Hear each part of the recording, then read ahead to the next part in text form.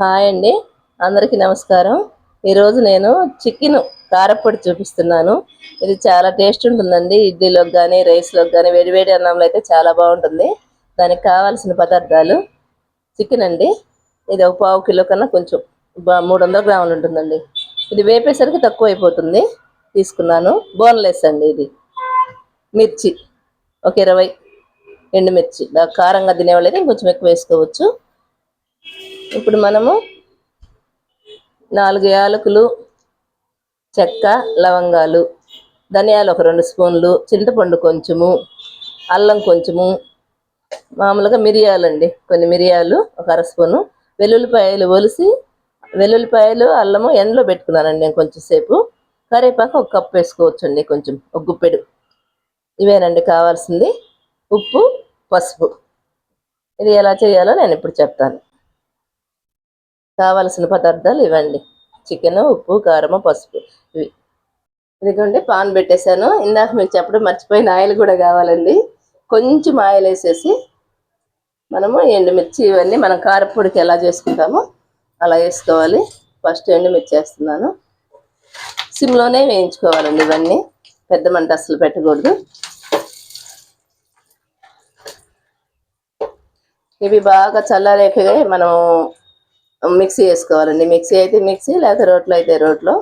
ఏమైనా చికెను ఇది అన్ని బాగా చల్లారాలండి, లేకపోతే పొడి పొడిగా రాదు. ఇవి కొంచెం వేగాక మనం ఇప్పుడు చెక్క లవంగాలు, యాలకులు అన్నీ దీంట్లో వేసేయాలండి. అన్నీ వేపుకునేవే, చింతపండుతో సహా. ప్రతి ఒక్కటి సిమ్లో.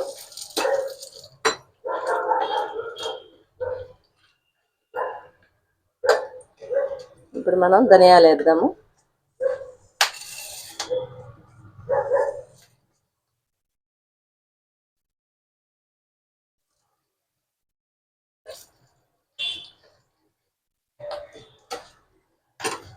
ఇంకా మీకు యాగవు అని అనుమానం ఉంటే మీరు కొంచెం మిరపకాయలు కట్ చేసి కూడా వేసుకోవచ్చండి. సిమ్లో వేపితే నిదానంగా వేగుతాయండి. నూనె తక్కువ వేసుకోవాలి, ఎక్కువ వేయకూడదు. ముద్ద అయిపోయేటట్టు ఉండకూడదు, పొడి పొడిగా రావాలి. ఇప్పుడు మనం ఈ జీలకర్ర కూడా దీంట్లోనే వేద్దాం. జీలకర్ర, అల్లము, మిరియాలు కూడా వేపుకోవాలండి. మెత్తగా ఉండకూడదు కదా, కారపొడి కదా. అవి కూడా మనం వేసేస్తాం. అన్నీ వేసేసాము. వెల్లుల్లిపాయలు మనం సపరేట్గా, వెల్లుల్లిపాయలను చింతపండు తర్వాత సపరేట్గా వేపుకుందాము. ఇప్పుడు ఈ కారపొడి కూడా, ఇది కరివేపాకు కూడా వేద్దాం. కరివేపాకు కొంచెం ఎక్కువ వేసుకోవాలండి. ఒక కప్పు వేస్తే మంచి స్మెల్ వస్తుంది, బాగుంటుంది కారపొడి. ఇదిగోండి. ఇప్పుడు చింతపండు వేద్దాము. కొంచెం వేగాయి, చింతపండు కూడా వేపాలండి. వెల్లుల్లిపాయలు మాత్రం మనం వేరే వేపుకున్నాము. దీంట్లో కూడా వేసుకోవచ్చు, కాకపోతే ముద్ద అయిపోతాయి కదా, లాస్ట్లో వేసుకోవాలి కదా మనం మిక్స్ చేసేటప్పుడు. అందుకని వేరే పెట్టుకుంటే సరిపోతుంది. ఎప్పుడైనా కారపొడికి కళ్ళు ఉప్పు వేసుకొని వేపుకుంటే బాగుంటుందండి. కారపొడి కొంచెం నిలువ ఉంటుంది, ఉప్పులో ఉన్న చెమ్మ పోయి బాగుంటుంది అన్నమాట. కంపల్సరిగా వేపుకోండి. వీటిలోనే వేస్తే వేగిపోతుంది ఉప్పు కూడా.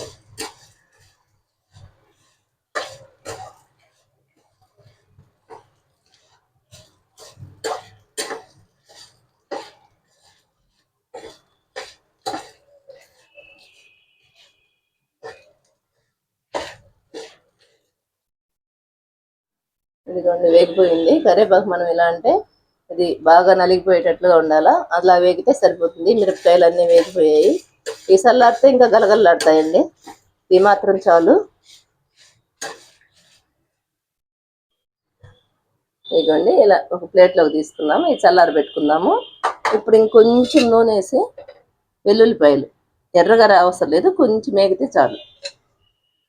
పచ్చివి కాకుండా, పచ్చి వేస్తే ముద్దేస్తుంది అవుతుంది కదండి, అందుకని కొంచెం వేగితే లైట్గా. ఇది కూడా సిమ్లోనే వేపుకోవాలండి. ఇదిగోండి, వెల్లుల్లిపాయలు ఇలా ఎగితే చాలు. ఈ ప్లేట్లోకి తీసుకున్నాము. ఈ పాన్లోనే కొంచెం నూనె వేసి ఇప్పుడు మనం చికెన్ వేపుకుందాం. ఎక్కువ అవసరం లేదండి.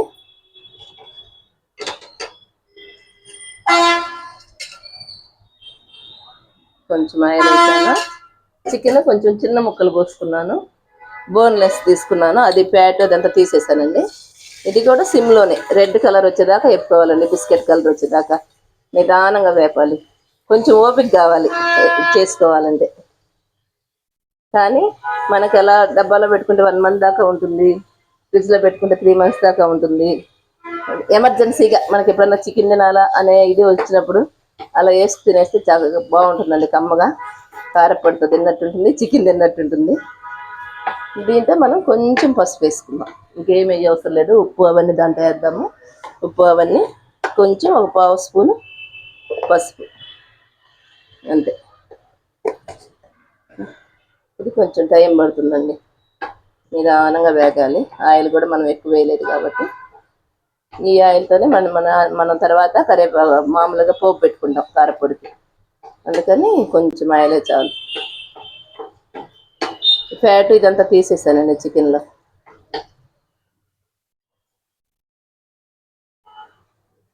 ఇదిగోండి ఇలా వేగిపోతే చాలు, రెడ్గా వచ్చేసాయి.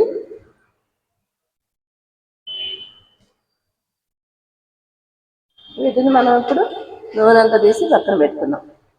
క్రిస్పీగా బాగా రెడ్గా వచ్చాయి. ఇలా కొంచెం బ్రౌన్ కలర్లో కొంచెం గలగల్లాడుతూ ఉన్నట్టు రావాలి. గోల్డెన్ బ్రౌన్ వస్తే సరిపోతాయండి, మంచి రంగులో. కారపొడి కదా అందుకు. పికిల్కి అయితే మనం ఇంకా ముందే తీసుకుంటాము, ఇది కారపొడి కాబట్టి కొంచెం.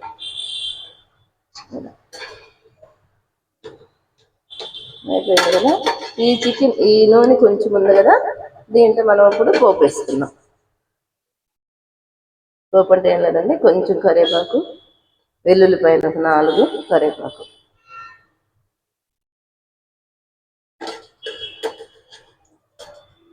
ఇది పోపు కూడా చల్లారాలి, అందుకని నేను ముందే వేసాను.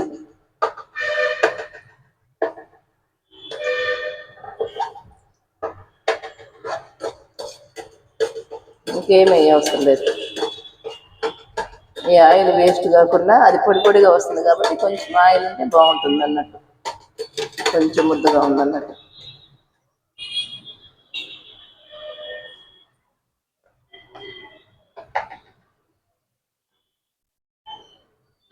ఇదిగోండి పోపులో ఒక 2 ఎండుమిరపకాయలు,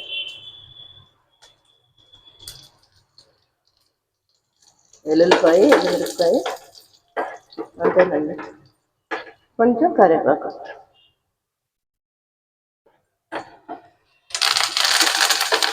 అయిపోయింది. పోపు కూడా చల్లారాలి, మనం కారపొడి వేసుకున్నాక అప్పుడు ఇది కూడా చల్లారాక అప్పుడు కలుపుకున్నాం. మనము చికెన్ వేపిన నూనెలోనే వేసాం, ఇంకా నూనె లేదు. ఆ చికెన్ వేపిన నూనె మనకి ఎలాగో వేస్ట్ అవుతుంది కాబట్టి దాంట్లోనే వేసాం. అయిపోయింది, పోపు రెడీ అయిపోయింది. ఇదిగోండి చల్లారే. ఇప్పుడు మనం మిక్సీ జార్లోకి వేసుకున్నాము. ఇవన్నీ ముందు మిరపకాయలు, ధనియాలు ఇవన్నీ వేసుకున్నామండి. తర్వాత చికెను, ఇవి కూడా ఒకేసారి తిప్పకుండా కొంచెం వెనక్కి తిప్పుతా వేసుకోవాలి. ఒకేసారి తిప్పితే ముద్ద అవుతుంది కదా, ముద్ద కాకుండా వేసుకోవాలి. పొడి పొడిగా రావాలి, ముద్ద కాకూడదు. మిక్సీ జారు ఆపుతా ఆపుతా వేసుకోవాలి, ఒకేసారి కాకుండా.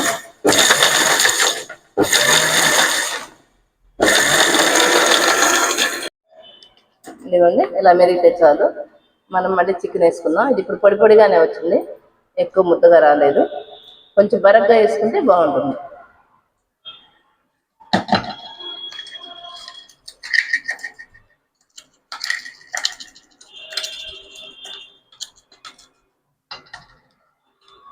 వేరే ప్లేట్లోకి తీసుకున్నాము. మనము ముందు వెల్లుల్లిపాయలు, చికెన్ మొత్తం కలిపి వేసుకోవాలి. ఇది కూడా బాగా ఆరిపోయిందండి, చికెన్ కూడా బాగా చల్లగా అవ్వాలి.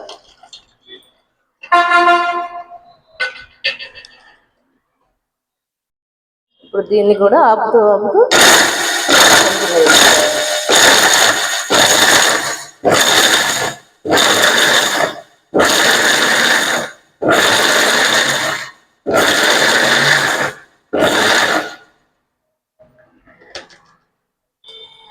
పొడి పొడిగా వచ్చింది ఇది కూడా.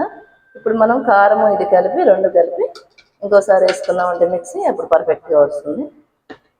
పొడి పొడిగా వచ్చిందండి, బోన్లెస్ కదా.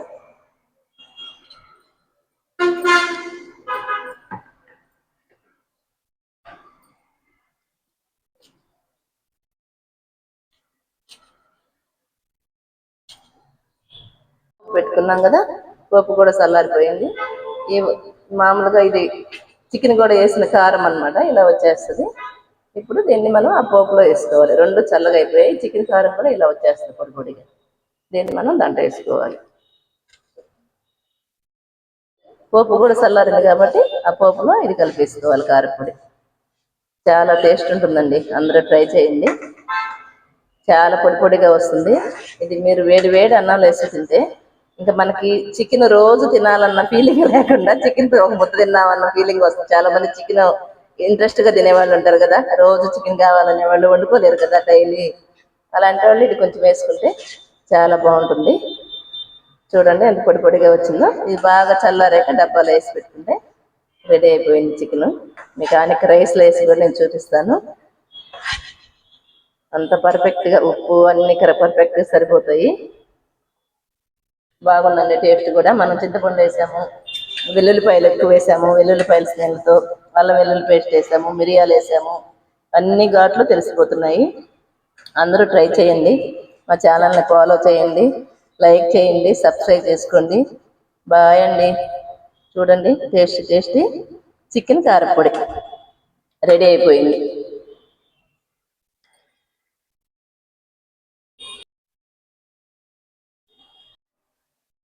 ఇదిగోండి ఎమ్మి చికెన్ కారపొడి రెడీ అయిపోయింది. అందరూ ట్రై చేయండి. బాయ్ అండి. ఇదిగోండి వేడి వేడి అన్నంలో చికెన్ కారపొడి వేసాను. అసలు ఎంత స్మెల్ వస్తుందో, ఎంత బాగుందోనండి. నిజంగా చూస్తుంటేనే నోరు ఊరిపోతుంది, అంత బాగా వచ్చింది. మీకు చూపిద్దామని ఇలా వేసాను. మంచి స్మెల్ అనమాట. చికెను, కరివేపాకు అన్నీ కలిపి బాగుంది స్మెల్. మనం మిరియాల పొడి అవి కూడా వేసాం కాబట్టి కొంచెం ఘాటుగా కూడా, కొంచెము కారంగా తినాలనుకున్న వాళ్ళకి బాగుంటుంది. కొంచెం ఇంకా కారపొడిలో నెయ్యి వేసుకోవాలంటే నెయ్యి వేసుకున్నా కూడా బాగుంటుందండి. మనం చికెను నెయ్యి వేసేస్తాం కదా, చికెన్ ఫ్రై ఆ టేస్ట్ వస్తుంది నెయ్యి వేసుకున్నా కూడా. చూడండి ఎంత బాగుందో, ఎమ్మి టేస్ట్తో చికెన్ కారపొడి రైస్. ఫస్ట్ మీకే పెడుతున్నానండి. ఇదిగోండి చాలా బాగుంది, అందరూ ట్రై చేయండి.